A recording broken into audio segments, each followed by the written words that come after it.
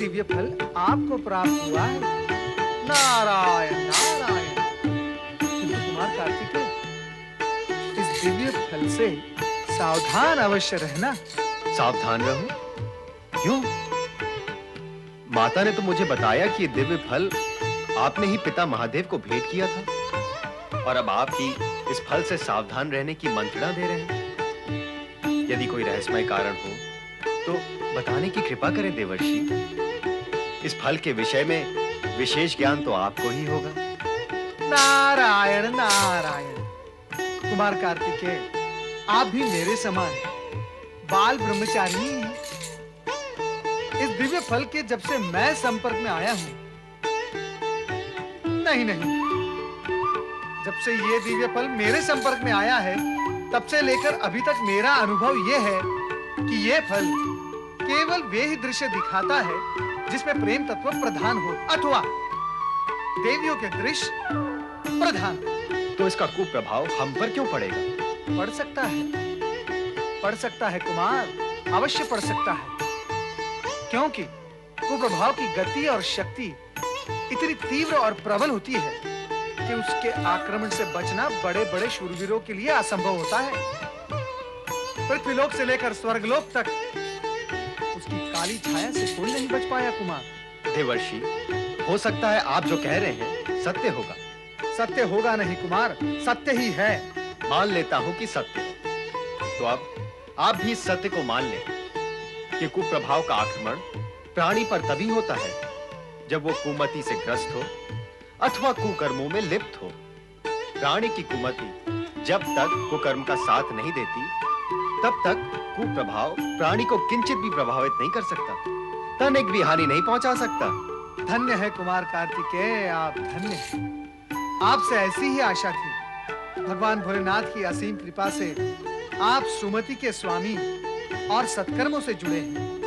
निश्चित ही आप पर इस दिव्य फल का कुप्रभाव संभव ही नहीं। फिर भी आपने मुझे इससे सावधान करने की आवश्यकता समझी। कहा न कुमार, इस दिव्य फल के विषय में मेरा अनुभव कटु रहा है। मुझे यह भय था कि इस दिव्य फल को बार-बार देखने पर आप जैसे नैष्ठिक ब्रह्मचारी का मन कहीं मेरे समान उद्विग्न न हो जाए। किंतु देवर्षि, मैंने कुछ समय पूर्व इस दिव्य फल में गणेश को बुद्धि सिद्धि के साथ देखा, किंतु उसमें प्रेम तत्व जैसा कोई भाव ही नहीं था। इसके विपरीत गणेश उदास थे और बुद्धि सिद्धि कारण पूछ रही थी, उन्हें समझाने मनाने का प्रयत्न कर रही थी। नारायण नारायण। स्त्री पुरुष के बीच रूठना और मनाना, ये भी तो एक प्रेम तत्व का ही भाग है कुमार। रसिक गण इस सत्य को जानते और मानते हैं। आप और मुझ जैसे बाल ब्रह्मचारी भला इन सब बातों को क्या समझेंगे? मैं तो अपने माता पिता के आदेश को ही सब कुछ मानता हूं देवर्षि। माता ने मुझे आदेश दिया कि इस दिव्य फल के माध्यम से मैं उनके दर्शन करूं, उनसे वार्तालाप करूं। बस इसके अतिरिक्त इस दिव्य फल का मेरे लिए कोई उपयोग नहीं। उत्तम, अति उत्तम। एक बात और, ये दिव्य फल अति स्वादिष्ट है। भूलकर भी इसे खा न लेना, अन्यथा सदा सदा के लिए भूख से हाथ धो बैठोगे। फिर भक्त जनों का प्रसाद नहीं खा पाएंगे आप। आपका मंगल हो। नारायण नारायण।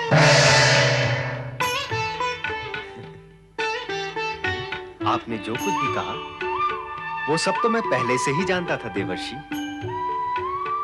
इस फल का माता पिता के दर्शन के अतिरिक्त अन्य कोई उपयोग नहीं है।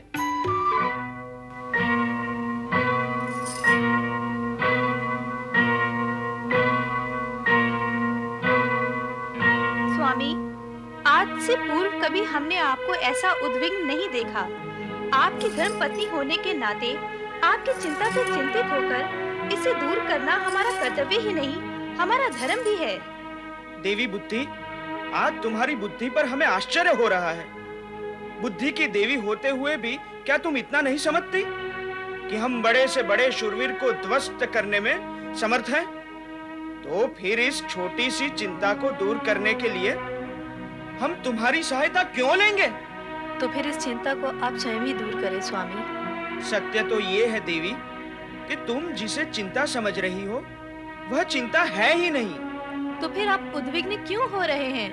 मैं तो यह सोच सोच कर उद्विग्न हो रहा हूँ कि कहीं हमसे किसी का अनर्थ न हो जाए। पिता शिव और माता पार्वती ने हमें मंगल मूर्ति का पद प्रदान किया है। ऐसी स्थिति में हमारे द्वारा किसी का अमंगल हो ये हम नहीं चाहते। नारायण नारायण। प्रणाम गणेश महाराज। प्रणाम देवर्षि। कल्याण भव। हमने आपकी आज्ञा का पालन किया है देवर्षि। आपने स्वयं देखा कि हम कैलाश गए थे। किंतु देवर्षि, जब से हम कैलाश से लौटे हैं, मंगल मूर्ति न जाने क्यों उद्विग्न है। बार बार पूछने पर भी इस विषय में कुछ नहीं बताते। गणेश जी की उद्विग्नता के विषय में सुनकर ही तो मैं यहाँ दौड़ा दौड़ा आया हूँ। क्या आपने अपनी दिव्य दृष्टि से जाना देवऋषि कि हम उद्विग्न है? नहीं गणेश जी, उस दिव्य फल में आपको उद्विग्न देखकर कुमार कार्तिकेय ने मुझे बताया। भगवान भोलेनाथ ने माता पार्वती के द्वारा वो दिव्य फल आपको न देकर कुमार कार्तिकेय को प्रदान कर दिया है। अब तक तो वो फल लेकर श्री शैल पर्वत पहुंच भी गए होंगे। अर्थात माता पिता ने मुझे उस दिव्य फल के योग्य नहीं समझा। नारायण नारायण। आप अपनी ही योग्यता पर प्रश्न चिन्ह क्यों लगा रहे हैं गणेश महाराज? माता पिता क्या अपने पुत्र को कभी अयोग्य समझते हैं? इसमें आपके माता पिता का तनिक भी दोष नहीं है। वो दिव्य फल कुमार कार्तिकेय को प्रदान करने का परामर्श मेरे परमपिता ब्रह्मा जी ने उन्हें दिया था। भगवान भोलेनाथ ने तो केवल उनके परामर्श का पालन किया है। देवऋषि, आप ब्रह्मा जी के मानस पुत्र हैं। आप दोनों पिता पुत्र ने मेरे माता पिता को पक्षपात करने के लिए प्रेरित किया है। आप दोनों ने मिलकर हमारे विरुद्ध षड्यंत्र रचा है। आप दोनों को इसका परिणाम भुगतना पड़ेगा। भगवान शिव ने मुझे अग्र पूजा का अधिकार दिया है तथा विघ्नहर्ता विघ्नेश्वर की उपाधि प्रदान की है। मैं इसी समय ब्रह्मा जी के सृष्टि कार्य में अवरोध उपस्थित कर दूंगा